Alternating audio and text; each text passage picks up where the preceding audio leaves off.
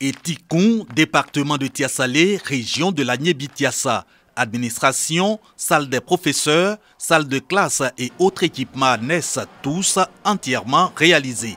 Collège de proximité aussi achevé à Moronou, département de Toumoudi. À Zanzra, Paoufla et Mamenigui dans la région de la Maraoué, travaux réalisés à plus de 95%. Sur les chantiers pour un contrôle, la ministre de l'Éducation nationale annonce l'ouverture dès la rentrée scolaire 2022-2023 de ces établissements à base 2 aux admis à l'entrée en 6e des villages d'accueil et de ceux des localités situées dans un rayon de 5 km. Les collèges de proximité également pour rapprocher l'école de la famille et non l'inverse. Raccourcir les distances pour les familles, pour les enfants. Et ça, c'est un premier défi. Les collèges de proximité également pour réduire les grossesses en milieu scolaire, régler la question des tuteurs. Nos enfants se déplacent à des milliers de kilomètres. Nous avons problème de tuteurs. Et nos filles, 2 ou 3 mois, elles reviennent à des grossesses. Avec la venue de ce collège-là, c'est une joie pour nous. À Labokro, dans le district autonome de Yamoussoukro et à Sissedougou, dans la région de la Bagoué, amer constat de Maria Toukone. Les collèges de proximité seulement réalisés respectivement à 50 et 70%. C'est l'argent des contribuables. Ne jouez pas avec l'État de Côte d'Ivoire. Après, vous vous plaignez, on ne nous donne pas les marchés. On ne nous donne pas les marchés. Mais on vous donne les marchés, vous n'exécutez pas. Comment on peut donner des marchés à plusieurs groupes en même temps? Les autres ont fini et puis vous êtes encore là. Juillet, on vient ici, c'est fini dans la qualité. Au mois de septembre, les enfants rentrent. En ligne de mire de cette mise en garde, 44 collèges de proximité ouverts à la rentrée scolaire 2022-2023 suivront en décembre une cinquantaine d'autres établissements, tous financés par l'État dans le cadre du C2D sous la supervision de la France. Des investissements pour rapprocher les élèves de leurs parents, lutter contre les grossesses en cours de scolarité, maintenir la jeune fille à l'école. Aboliko, village de la sous-préfecture de Languibonou, reçoit de l'ONG Shekina des panneaux solaires pour améliorer les conditions de travail du personnel soignant. À Aboliko, ce sont plus de 25 accouchements et plus de 250 consultations par mois. Le village est cependant connecté au réseau électrique national, mais le centre de santé baigne dans le noir. L'accouchement était difficile. On prenait les torches de portable ou bien les torches ordinaires.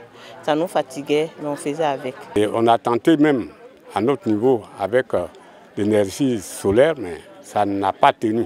Selon le directeur départemental de la santé, la procédure d'électrification du centre est en cours.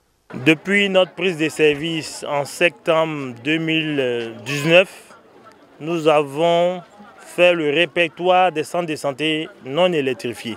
Alors, pour le centre de santé d'Aboliko, la procédure est en cours. La liste des centres de santé sans électricité est longue et l'ONG Shekina parcourt le pays pour offrir plus de commodités au personnel et aux usagers des centres de santé ainsi répertoriés. Il y a des serpents, des scorpions qui venaient attaquer les membres du personnel de santé, également les patients. Donc vraiment, on voit que l'impact il est très positif. Et là, nous sommes maintenant à 11 centres de santé. Situé sur l'axe Languibonou-Béoumi, Aboliko est un gros village peuplé de plus de 2000 âmes. Nous quittons Boniankro pendant que le soleil paresseusement amorçait sa course vers le coucher. Au-dessus d'un paysage de savane où champs d'anacarde, végétation verdoyante et immenses rochers de pierre voisinent harmonieusement. Quand nous arrivons à Abidji, après Boniankro, autre localité de la sous-préfecture de Yapobo-Sakassou, il était presque 18h. Le calme des débuts de soirée que marque le retour des hommes des champs et la présence des femmes dans leur cuisine était trompeur. La chaleur de Paquinou était bien perceptible en nombreux endroits du village. Comme dans cette résidence, ici, l'atmosphère est à la fête.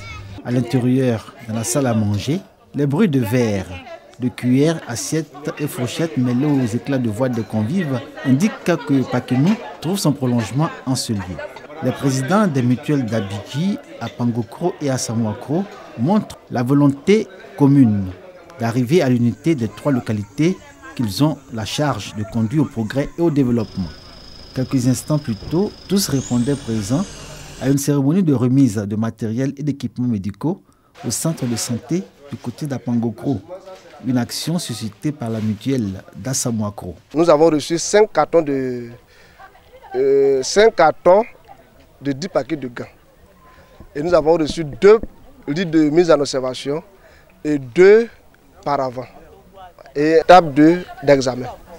Ça va apporter un soulagement, pouvoir améliorer notre plateau technique.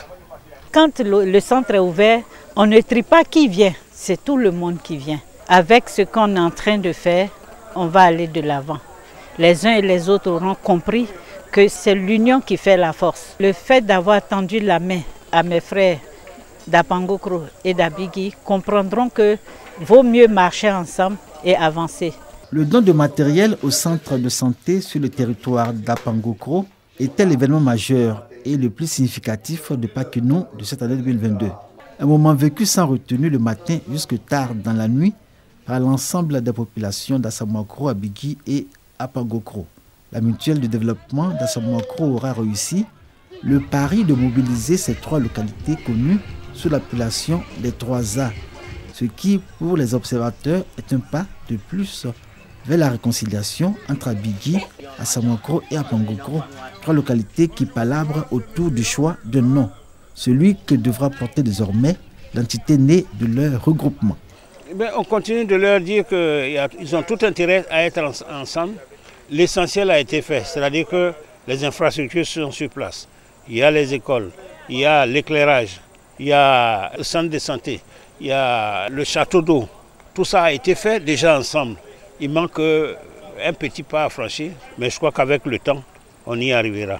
L'expérience d'Assamoakro, Apangokro et Abidji, c'est clair que si j'ai bien le problème, ça va faire des émules. D'autres villages vont commencer à se regrouper comme ça. C'est dans les grands rassemblements qu'on est fort. C'est dans les grands ensembles comme l'État peut penser à voyer des projets structurants. La querelle autour du choix du nom a donné au nouveau village que composent Abidji, Assamoakro et Apangokro a été portée à la connaissance du chef du canton Yakbabo, la plus haute autorité coutumière de cette partie du département du Tiébissou, que la tribu Yakbabo est géographique constituée de 12 villages. Les 2 premiers sous-préfets en poste à Yakbabo-Sakassou ont mené plusieurs médiations. C'était sans compter avec l'intransigeance des cadres, accusés, à tort ou à raison, de prendre en otage les chefs.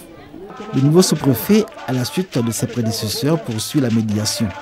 Les contacts avec les partis en palabres se multiplient sur fond d'espoir. Le repas partagé à Abigui et la remise d'équipements médicaux à Pangokro par la mutuelle d'Assamoakro en constituent le symbole. Le sous-préfet de Yakbabo-Sakassou invite les 3 localités à s'accorder sur l'essentiel au nom de leur développement et du progrès de leurs populations respectives. Nos parents qui sont venus d'Abigui et d'Assamoakro nous ont dit qu'il faut qu'on change le nom du village. Ils avaient même proposé des noms comme Bogyo Kabo et d'autres noms comme nom du village. Le chef du village d'Apangokro a dit nos parents, nos aïeux, nous avaient déjà conté cette histoire. Comment vous êtes acceptés ici? Comment vous êtes venus? Aujourd'hui, vous ne pouvez pas venir nous dire qu'il faut changer le nom du village.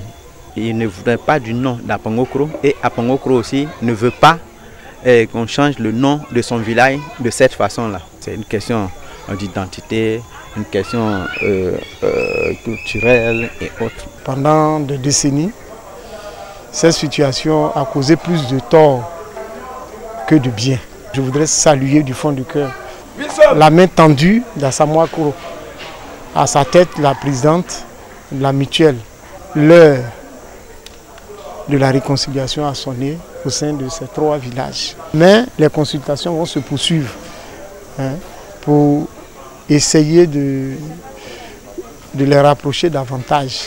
Pakino 2022 de la vie de tous à Bigui, à Samoakro et à Pangokro est porteur d'espoir. Un grand pas sur le chemin qui va conduire ces trois localités à l'entente parfaite, comme l'ont réussi les trois villages qui se sont regroupés pour devenir Etikoun. Traduisez, nous sommes un, ensemble et unis. Ce village de la sous-ouverture de Tiassalé est aujourd'hui un exemple qui inspire d'autres groupements. Un clin d'œil aux filles, fils et cadres d'Apangokro, à Bigui et à Samoakro. 4200 chaises au village et quartier de la commune de Dembokro, chef-lieu de la région d'Unzi. Un don d'un cadre de la dite région au bureau régional de la Chambre des rois et chefs traditionnels pour faciliter la tenue des réunions en vue de consolider le vivre ensemble. Nous, on est tous africains. L'Africain, c'est celui à qui, quand tu lui rends visite, il faut lui donner la soie d'abord. Et dans notre village, dans notre contrée, c'est les chefs du village qui sont toujours sollicités lorsqu'il y a toujours des visiteurs. Donc, nous, c'est l'effort qu'on fait pour recevoir tous nos parents qui vont venir nos visiteurs. Une action sociale qui permet de sensibiliser les différentes communautés de la commune de Dembokro et des villages à prôner la paix et le vivre ensemble. Pour sortir les jeunes de la précarité, Akabaman, un opérateur économique, leur a offert des tricycles. Un geste apprécié par l'administration. Il apporte du bonheur à toute la population. Donc, la mairie ne peut pas seule disons, servir des actions sociales. C'est un jeune de la commune qui m'a invité à cette remise de chaises. Je me dois d'être là et puis de le soutenir. Il n'est pas son premier acte. À l'approche des fêtes de Pâques, il a remis à chaque jeunesse de village un tricycle. Les plus gros, j'allais dire les derniers dans leur génération. Aujourd'hui, il donne 100 chaises aux chefs de village pour que nous puissions faire aisément nos réunions. On ne peut que lui dire merci infiniment. Ce don renforce la logistique du bureau régional de la Chambre des rois et chefs traditionnels.